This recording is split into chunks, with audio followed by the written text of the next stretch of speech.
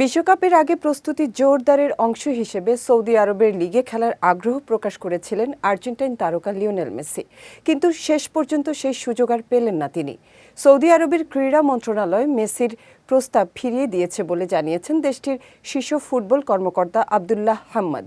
আরও জানাচ্ছেন Nusrat Ahmed.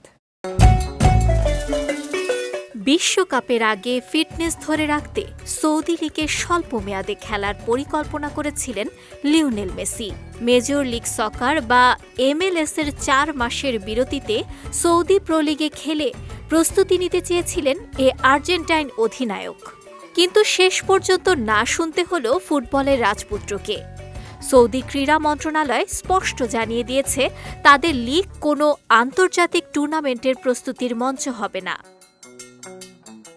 Saudi pro লিগের উচ্চপদস্থ কর্মকর্তা এবং মাহাদ স্পোর্টস একাডেমির প্রধান নির্বাহী আবদুল্লাহ হাম্মাদ বার্তা সংস্থা AFP-কে জানিয়েছেন, সর্বশেষ ক্লাব বিশ্বকাপ চলাকালীন মেসির দল আমার সঙ্গে যোগাযোগ করেছিল।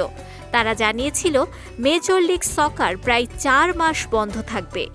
সেই সময়টা সৌদি লিগে খেলে ফিট থাকতে চান মেসি।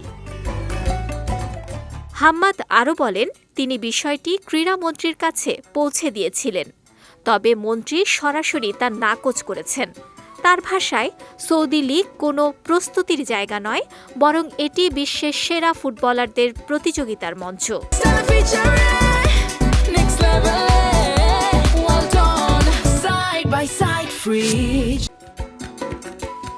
মেসির প্রসঙ্গ তুলতে গিয়ে হাম্মাদ উদাহরণ দেন ডেভিড বেকহামের। তিনি বলেন, আগেও এমনটা দেখা গেছে।